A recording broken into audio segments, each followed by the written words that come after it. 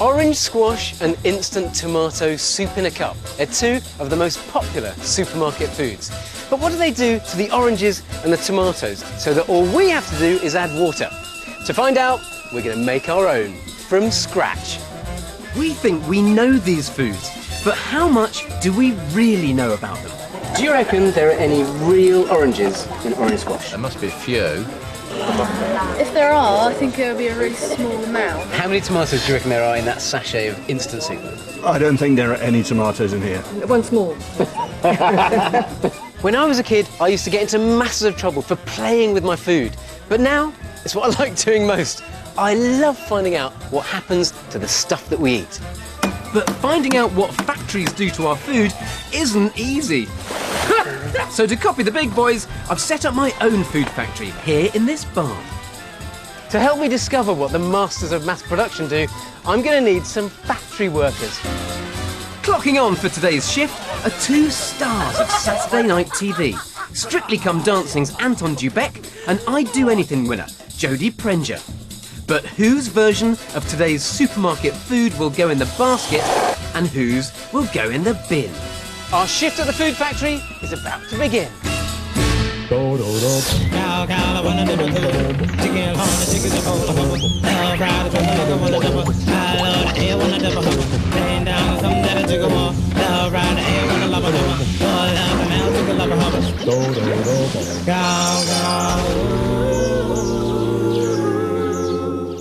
Jodie and Anton, brilliant to have you here at the barn. Thank you for coming.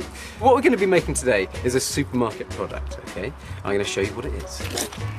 Oh! Orange squash! Yeah, was this ever part of your world when you were a kid? Yeah, Yeah, massively. School sports days, really bad memories. I never won the egg and spoon race. You drank a lot of squash on the way. Squash on the way, yeah. That got me through it. The worst days of my life, so I love you. It's lovely, isn't it? It's something that we've all grown up with as well. Yeah. And even now, I'm partial to a little squash. You ready for this? Yes! I think it's time to start your shift at the barn. Come on. You better follow me. There's a surprise ingredient inside every bottle of squash, but I'm not going to tell you what it is yet. So, thirsty? Yeah. Yes. Yes. There you go. Thank you. I just want you to have a little taste and explain what the flavour is to me. Is it different from orange juice? Yes. In what way? It's sort of thinner. Yep. For a start, and refreshing. Refreshing? Yes. OK. Your challenge is this. To make two rival bottles of orange squash using the same techniques that they use in a food factory. Then we're going to offer them to a group of taste testers, and it's they who will decide whose orange squash is most like the ones you buy from the supermarket. First of all, I think you need to meet your ingredients. Make friends. Oh, it's a surprise! Well, it is a bit of a surprise because orange squash does come from real oranges. So the first task is to extract the juice. Grab your buckets and get to work. They're not quite on their own. My factory foreman, Marty and Todd, are here to help. We're going to do a double mechanical juicer and we're going to make it bicycle powered. I can't ride a bike. They need to get as much juice from their 3 dozen oranges as quickly as possible to funnel all the fresh flavour into their squash. We'll squash that down using the car jet. Orange will all come beautifully flowing. Beautifully flowing. Yeah. Both these methods are designed at getting to the juice inside the orange, which is held inside it in these funny little blister-like things called vesicles. They're really hard to get out of the orange like this. So what I'm going to do is freeze one first. And I'm going to do it using a super chilly liquid called liquid nitrogen, minus 196 degrees centigrade. One peeled orange.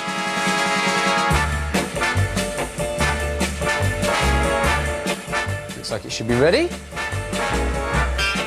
Just need to give it a light tap. Let's slow that right down. I can show you all the tiny vesicles much more clearly. And it's great fun. And there is one of the vesicles. Inside this little bag is lots of water, lots of sugar, and a tiny little bit of orange oil. And that's where the orange gets its flavour. The production lines are ready to roll. But who can produce the most juice? What's that? Let's do it. it. Please start your production line. Jodie and Marty have assembled a bicycle-powered squeezing machine. The harder Jodie pedals, the faster the juicers spin. The more juice should flow into the bucket. Look at this! He's covered in orange juice! It's like an orange shower going on here. Anton and Todd's juice press looks more like a medieval torture device. Start your production line. OK. Should we lower the top? They're hoping to juice a dozen oranges at a time. The juice is supposed to flow through a hollow spike pierced into each orange, but it looks like it's flooding over the edge. Juice is coming out. Juice is coming. You have produced some juice to begin Some? with. Look at it. It's like a torrential rainfall of juice. I can smell it as well. Look at that's the smell. We're of in the production. Orange squash. Yeah. We have smell. Smell. We've had smell since That's because you've been peddling so much, love. We have orange smell. There's an orangey aroma and juice in their buckets. But who's let loose most juice? OK, so, Anton, let's have a look at you. You got 5 centimetres. 4 centimetres. Behave yourself. Your eyes are bad. And Jodie, you got 5 centimetres. Blimey. Now, that's great, but what we're making here is a concentrated orange squash. Not all of the flavour of your squash comes from orange juice. It comes from something else. Lemons. Lemons? Limes. Limes? Limes, It's got to be limes. It's got to be limes. No, it got to be. hasn't. What the... The clue's here. It says it's whole orange squash. Oh.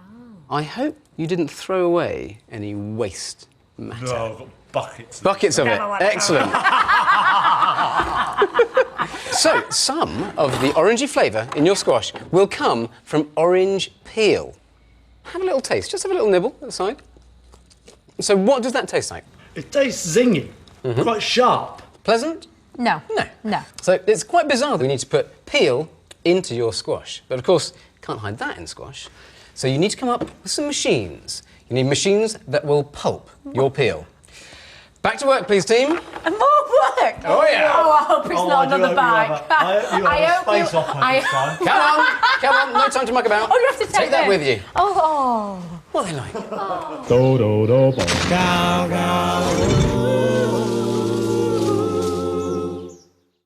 While Anton and Jodie search for the secrets of squash, I'm going to find out what soup in a cup makers really use to put the tomato flavour in powdered soup. Do you think there are any tomatoes in a dry tomato soup? Sadly not. I really hope so. There should be, but I sincerely doubt there is. I guess you'd like to think that they were somehow dried and condensed and there was loads of them in there, but probably something horrifying like a quarter of a tomato or less. Loads of us have this stuff on standby. Instant tomato soup in a cup. Just add water and the powder magically transforms into steaming soup. And amazingly, it really does start with tomatoes. Honest. But what does the factory do to turn them into powder? Well, first there's something they have to get rid of. Here we go! Water. There's lots of it. About 95% of a tomato's weight is water. Oh, look at all that liquid! But the thing is, all this liquid has got to go. It's got to go, leaving behind a bone-dry powder. As well as water, tomatoes contain lots of seeds. No one wants seeds in their sachet of soup. So I'm rigging up a filter to get rid of them.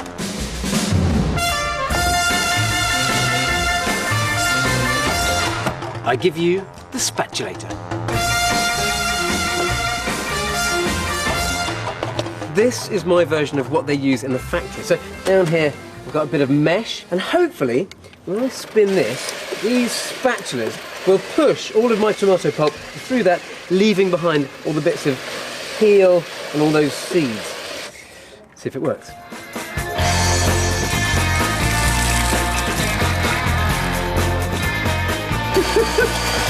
That's working! That's coming through, it's coming through! Right, let's see if we can crank this up to factory speed.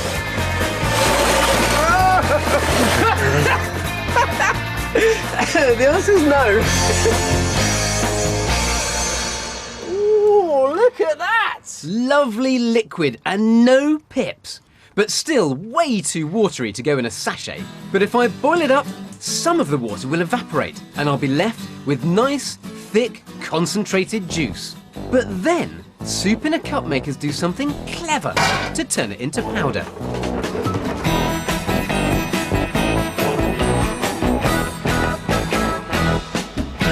Here's my version. No, it's not a rocket. This is my spray dryer, and this is how it's going to work. Heat guns. I'm going to put one heat gun in here, one in here, and they're going to heat up this drum. Then I'm going to put my tomato liquid into this paint sprayer and spray it through this hole in the top. Hopefully, all of the water will turn instantly to steam and come out of the top, and my delicious tomatoey powder will all fall to the bottom. Here goes. It's 120 degrees centigrade inside the drum, so no copying at home. This is risky. Paint sprayer and tomato juice. That looks pretty good. At this high temperature, the water in my concentrated juice should turn to steam and evaporate instantly. Hopefully the magic's all going on inside. If it's not hot enough, the concentrate will simply fall to the bottom. But crank the heat too high, it'll burn and ruin the flavour. It's a really fine balance, but I've got to see if it's working. So, will there be a lovely dusting of red tomato powder at the bottom? Oh, it's like a really thick liquid. That's a bit of a disaster. The temperature up at the top was about 120. Maybe if I really push it up a lot higher, get it up to sort of 160, 180, maybe that would do the trick. Improved spray dryer, Mark II. Now with twice the power. It's now over 180 degrees centigrade. Here goes.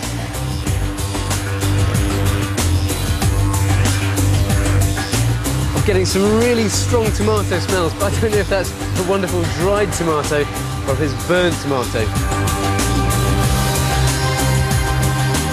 Okay, let's open it up and see what I've got. Here we go.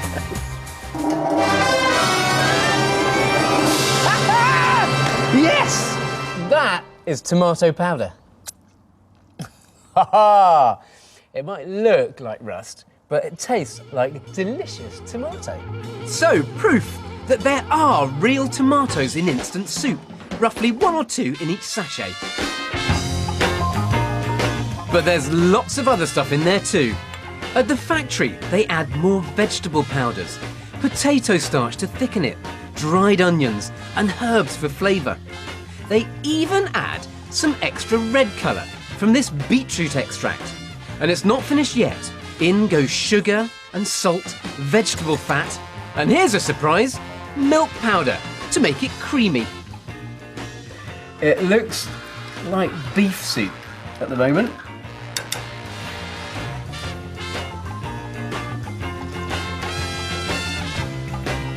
That is quite strange. It's like a tomatoey vegetable soup, I guess. But really good. I think that's pretty decent. My very own tomato soup in a cup. But only our taste testers can decide whether mine's as good as shop-bought stuff. Oh, do I have a treat for you. What sort of taste do you think it has? Quite salty. Gravy granule taste. It doesn't taste of a huge amount. That's not bad, actually. Hey, my man! Thank you very much. It's got tomato and a bit of herbs.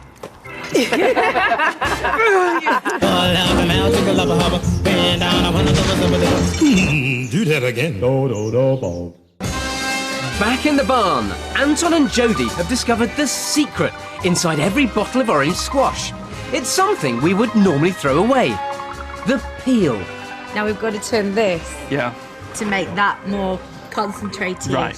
So, what's so special about an ingredient which tastes so bad, yet it gives squash such a powerful punch?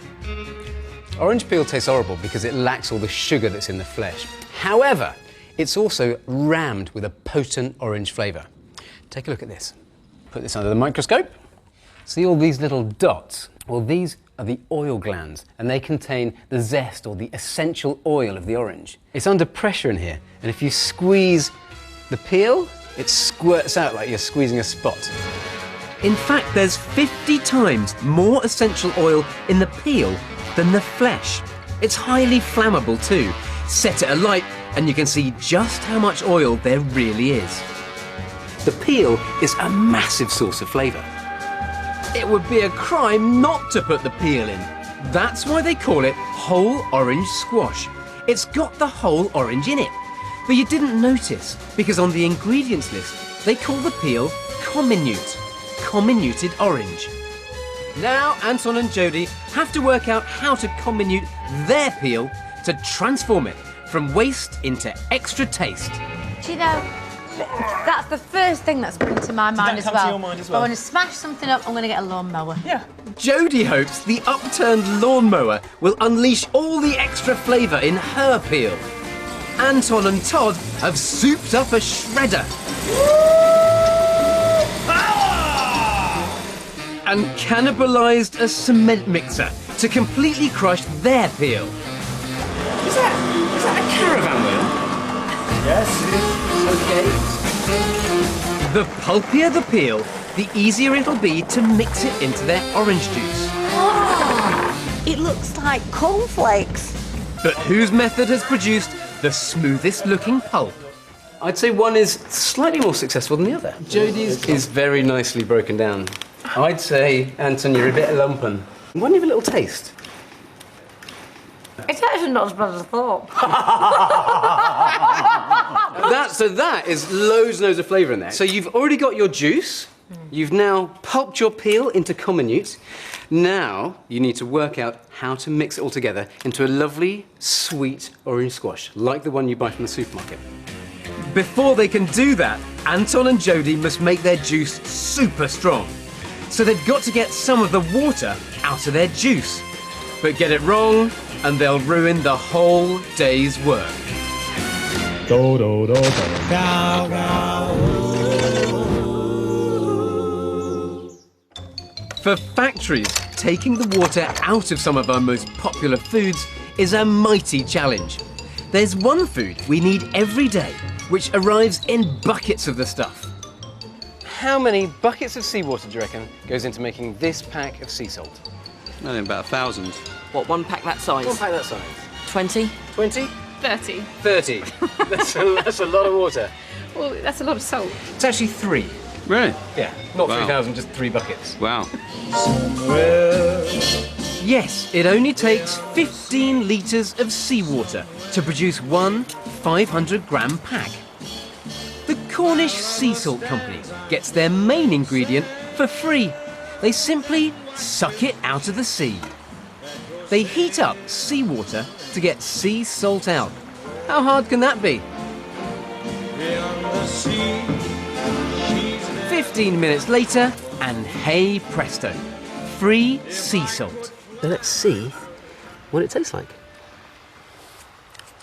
Oh. Well, it's very salty, but it's got some other weird taste sensations there as well. It's quite bitter, quite a nasty kick to it. So what I want to know is, when we buy sea salt in the shops, do they just boil water away, or is there something more to it? Philip Tanswell produces salt from seawater on a very big scale. Nice work if you can get it, and you can get it if you try. And here we have down below our main seawater feed pipe. It's able to pump 80,000 litres of seawater per hour, so it's... So you really don't want to be swimming past that? All that seawater ends up in these tanks. That's a lot of water to boil off. You can't do that with a camping stove. You need one of these, a steam evaporator. So Phil, this is what I made this morning. That's my salt.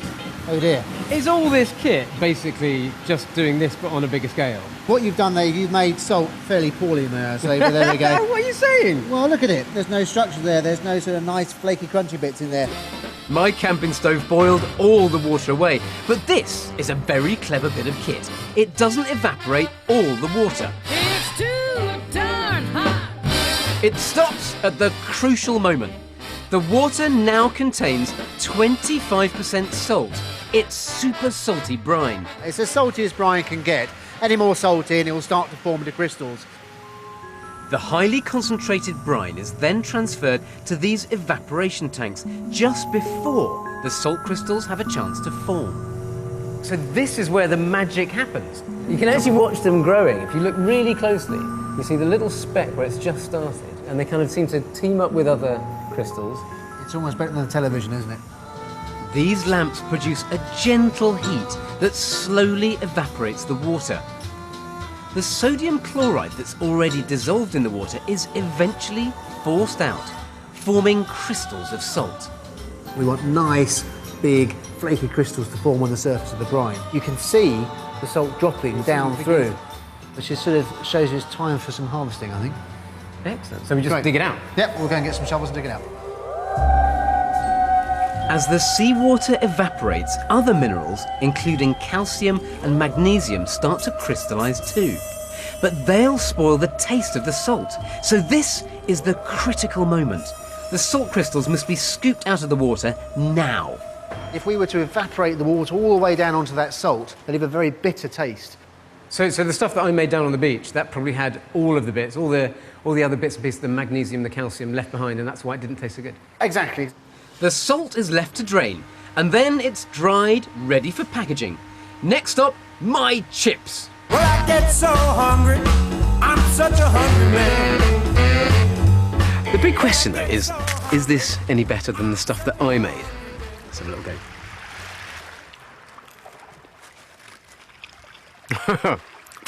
Oh, yeah. Do, do, do, boom.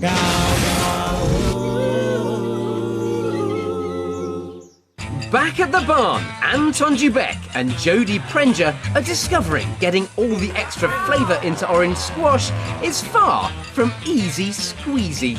They've juiced 3 dozen oranges, they've turned their peel into an unpleasant puree. Now they need to come up with a recipe to turn all of these ingredients into something that's delicious, orangey and refreshing when you pour it into a glass and just add water. But before they can mix up the ingredients, they need to make their juice extra strong. To do this, they've got to boil some of the excess water out. Oh, it smells so nice. It is good, isn't it? You need to warm it up, but not too warm. Okay. By now, you'd think the best way to get the water out would be to boil the juice, but that will spoil the flavour. So they need to use a clever trick. Here's a cup of tea, just been made, with boiling water. Put a bit of milk in now, so the temperature's dropped. It's probably about 80, 90 degrees. I'm going to put it in this jar. There we go. Put a cork on the top. And this little hand pump is going to suck the air out of it. Still only about 80 or 90 degrees in there. And look! You can see that. It's starting to boil all over again. Water usually boils at 100 degrees centigrade, but by sucking the air out, I've reduced the pressure inside and made it easier for the water to turn into steam. So it's boiling at a much lower temperature. It's very weird, but it's very useful for food factories. This means the flavour of the juice won't be spoiled. That's the trick Anton and Jodie must copy to concentrate their juice. I can't help thinking that this looks a little bit rudimentary. You've got a pan and some fire. Yes. How are you going to go about this? We're going to put a lid on it and we're going to reduce the pressure. This is my favourite bit. We're going to use a vacuum cleaner to do it. Very good. Thank you very much. Not so rudimentary now, is it? No, I like it a little bit. It's practically technology. Even with a lid on and the vacuum on full suck, I think there's a real risk Anton's juice is going to burn. Jodie's done something clever to stop it burning. She's got her juice inside a hot water bath, away from direct flame. 66 degrees, so you're boiling something. This is properly ingenious. I like the work here. Well, I hope it goes down to the right consistency. And I guess the trick is to stop before there's nothing left. This stage is crucial. Burn the juice and it'll taste horrible. But leave behind too much water and the juice won't be concentrated enough. Okay, it's quite a high temperature, isn't it? There's an ever so slight smell of sort of orangey toffee going on. Okay. I'll kill the vacuum and it should stop boiling immediately. Oh no, it's putting water back. We're pulling the water back in. Ah, terrible. We just destroyed all the work we've done. Some. That's unfortunate. Some of the water they boiled off has leaked back in. Anton's looks a bit burnt to me, although he seems thrilled. Oh, isn't that beautiful? Anton and Jodie are both staring a squash disaster in the face. But how does it taste?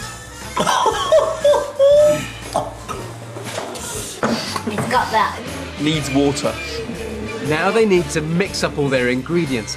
The pulped peel provides all that surprise orangey flavour. The concentrated juice is ever so sharp, so they need 6 times more sugar syrup than juice. And a sprinkle of citric acid gives squash that special zing. I know. Put it all in, bang it in. Acid. Oh, Too late, in. sweet. And after all that work, we're almost done. Can you please package up your products?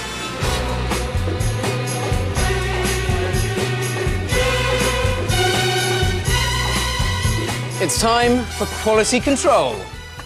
Yours looks out of date. Feeling confident, are we? No. Dubec squash. Here we go. Oh. Perfect. Okay, so what's your usual? You tell me when to Keep stop. going. Keep going. Stop. Stop. Okay.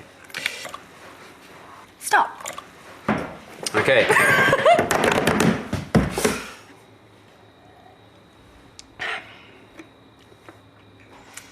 Do you know what? That's very nice. I know. It's really nice. Thank you. It's a little bit weak. Did you put much of the comminute in? Not so much. It's a little bit weak, but it is a very lovely drink. Thank you. Jodie, yeah. a bright orange. Okay. Ever so slightly scary. I'll give it a Dayglow. try. Okay. I would say more of the comminute. They are both really lovely and very refreshing drinks. But Yes. it's not for me to decide. Ah. What we need to do is take this to our taste testers, and they are the people who will decide whose orange squash is most like the one you buy in the shops. So, grab your bottle, follow me.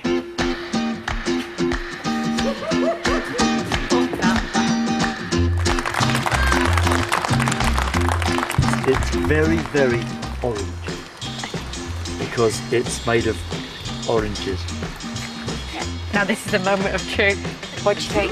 Yeah, no, it tastes really orange, does it? I would buy it in the supermarket. It's fantastic. Try a bit of this. More like freshly squeezed orange. Yes, that's exactly what I did. I squeezed my oranges. Move up. Who's your favourite dancer? Me? It was amazing. One of the best orange squashes I've ever tasted. Oh, it was awesome. Okay, Anton and Jodie, come over here, please. Okay, now you lovely people, you need to vote on whose orange squash was most like the ones you buy in the supermarkets. Raise your hands for Anton.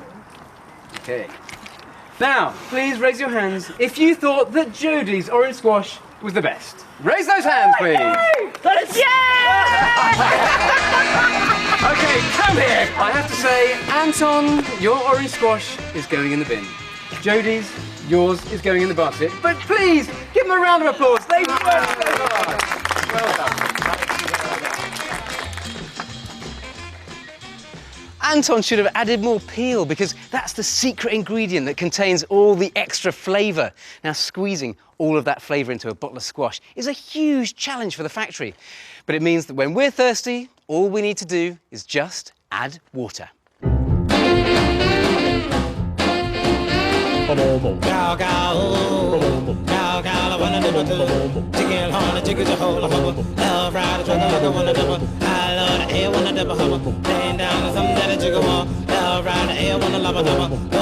Do do do boom. Go go.